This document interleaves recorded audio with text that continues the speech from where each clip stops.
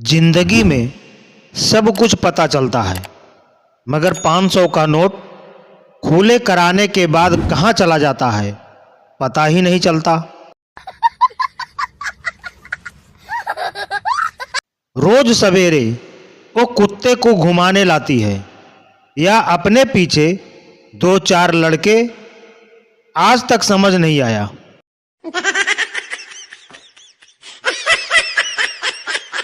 कुछ लड़कियां तो पिंक कलर के पीछे इतनी पागल होती हैं कि गाल पिंक करवाने के लिए अक्सर मम्मी का थप्पड़ भी खा लेती हैं। शुक्र है व्हाट्सएप उर्दू में नहीं है, वरना लास्ट सीन आखिरी दीदार होता। पूछता है भारत, जो लड़की 10 अंकों का फोन नंबर नहीं दे सकती वो जिंदगी भर साथ क्या देगी।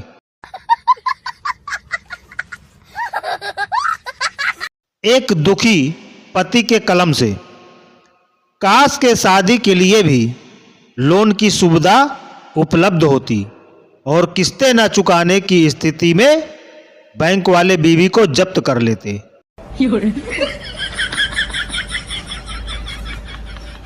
मैं उन 4 लोगों को एक मुद्दत से ढूंढ रहा हूं जिनको मेरी पर्सनल लाइफ में इतना इंटरेस्ट है कि घर वाले हमेशा बोलते हैं 4 लोग देखेंगे तो क्या कहेंगे। लड़कियों के 2 पसंदीदा काम, पहला सेल्फी लेना और दूसरा पहली सेल्फी डिलीट करके फिर से सेल्फी लेना। अब्बू, बेटी 12वीं के बाद क्या करोगी? बेटी, MBA। अब्बू, वाह बेटी वाह। अब्बू, बेटी MBA का मतलब? बेटी, मियाँ की बाहों में आराम। पत्नी, शर्ट अच्छी लग रही है आप पर। पति, चाहे जितनी चापलूसी कर लो नई साड़ी नहीं मिलेगी। पत्नी, सिर्फ शर्ट अच्छी लग रही है, मुंह वैसा ही है कुत्ते जैसा। तेरी खूबसूरत आंखों में आंसू अच्छे नहीं लगते, चाहे जितना भी रोए लेकिन कभी सच्चे नहीं लगते। जुल्फों में फूलों को सजाकर आई है, चेहरे से दुपट्टा उठाकर आई है। किसी ने पूछा, आज बड़ी खूबसूरत लग रही हो। हमने कहा, शायद आज नहाकर आई है। सब कहते हैं कि खुदा ने आपको बड़ी फुर्सत में बनाया होगा। सही कहते हैं, क्योंकि फालतू के काम तो फुर्सत में ही किए जाते हैं। शुक्र है कि फलों में शादी का रिवाज नहीं है, नहीं तो लंगड़ा आम के लिए लड़की मिलनी मुश्किल हो जाती। नारद मुनि जैसे हो गई है अब ये जिंदगी। जैसे वो घूमते थे तीनों लोकों में, वैसे ही हम घूमते हैं फेसबुक से व्हाट्सएप, फिर इंस्टाग्राम पर। नारायण नारायण।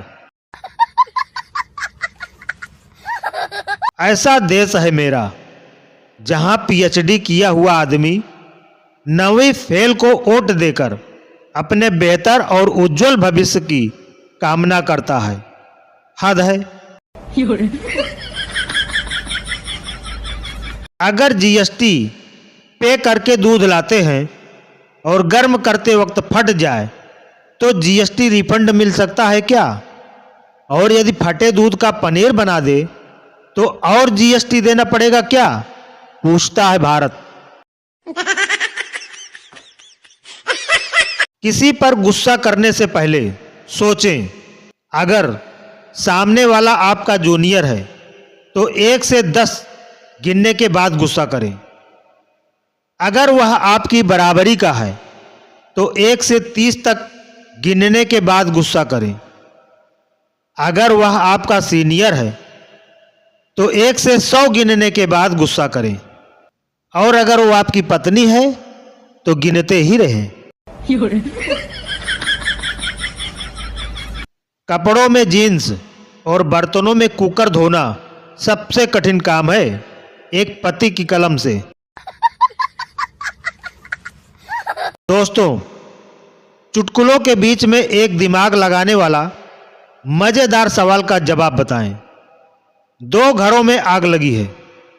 एक घर अमीर का है और दूसरा गरीब का है। पुलिस किस घर की आग पहले बुझाएगी? दोस्तों, इसका जवाब कमेंट करके बताओ। एक राजा था। उसने 10 खूंखार जंगली कुत्ते पाल रखे थे। उसके दरबारियों और मंत्रियों से जब कोई मामूली सी भी गलती हो जाती तो वो उन्हें उन कुत्तों को ही खिला देता था। एक बार उसके एक विश्वास पात्र सेवक से एक छोटी सी भूल हो गई। राजा ने उसे भी उन्हीं कुत्तों के सामने डालने का हुक्म सुना दिया। उस सेवक ने उसे अपने 10 साल की सेवा का वास्ता दिया, मगर राजा ने उसकी एक ना सुनी। फिर उसने अपने लिए 10 दिन की मोहलत मांगी, जो उसे किसी तरह मिल गई। अब वो आदमी उन कुत्तों के रखवाले और सेवक के पास गया और उनसे विनती की कि वो उसे 10 दिन के लिए अपने साथ काम करने का अवसर दें। किस्मत उसके साथ थी। उस रखवाले ने उसे अपने साथ रख लिया। 10 दिनों तक उसने उन कुत्तों को खिलाया, पिलाया, नहलाया, सहलाया और खूब सेवा और प्यार किया। आखिर फैसले वाले दिन राजा ने जब उसे उन कुत्तों के सामने फेंकवा दिया तो वे उसे चाटने लगे, उसके सामने दुम हिलाने और उसके पैरों में लोटने लगे। राजा को बड़ा आश्चर्य हुआ। उसके पूछने पर उस आदमी ने बताया कि महाराज, इन कुत्तों ने मेरी मात्र 10 दिन की सेवा का इतना मान दिया और मेरे प्रति वफादार हो गए, लेकिन आपने मेरी वर्षों की सेवा को एक छोटी सी भूल के कारण भुला दिया। राजा को अपनी गलती का एहसास हो गया और उसने उस आदमी को तुरंत भूखे मगरमच्छों के सामने डलवा दिया। सीख, आखिर फैसला मैनेजमेंट का ही होता है और खुद को कभी भी बड़ा चालाक, काबिल या 30 मार खाना समझें। प्राइवेट और सरकारी दोनों दुखियारे कर्मचारियों को समर्पित। एक पेड़ पर बंदर और बंदरिया बैठे थे। नीचे कुछ दूर पर एक शेर सोया हुआ था। बंदरिया ने बंदर को उकसाते हुए कहा कि अगर बहादुर हो तो उस शेर की पूंछ मरोड़ कर दिखाओ। अब बंदर के लिए प्रतिष्ठा का प्रश्न था। उसने जाकर डरते डरते धीरे से शेर की पूंछ मरोड़ दी और भाग चला। शेर की नींद टूटी। वो एकदम खड़ा हुआ और बंदर के पीछे तेजी से दौड़ पड़ा। आगे आगे बंदर, पीछे शेर। बंदर दौड़ता हुआ पास के गांव में घुसकर एक नाई की दुकान में छिप गया। दुकान में उस समय कोई नहीं था। बंदर हजामत वाली कुर्सी पर आकर बैठ गया और उसने बाहर झांक कर देखा तो दूर उसे शेर आता दिखाई दिया। उसने झट से पास में ही रखा हुआ एक पुराना अखबार उठा लिया और उसकी आड़ में अपना मुंह ढक लिया। शेर ने पास आकर उसी से पूछा, भाई साहब, आपने किसी बंदर को इधर से जाते देखा है? अखबार के पीछे से बंदर ने कहा, किस बंदर के बारे में पूछ रहे हो? क्या वही जिसने शेर की पूंछ मरोड़कर उसे पटक पटक कर लात घूंसों से पीटकर अधमरा कर दिया था? यह सुनकर शेर शर्म से पानी पानी हो गया और उल्टे पांव जंगल की ओर तेजी से भाग चला। उसके बाद जंगल में शेर लगातार मीडिया वालों को कोस रहा था।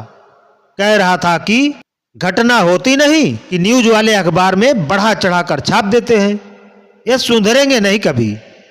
पूरी बिरादरी में मेरी इज्जत का कचुम्बर निकाल दिया। अब टीवी चैनल वाले भी मेरी बची खुची आबरू नीलाम करेंगे।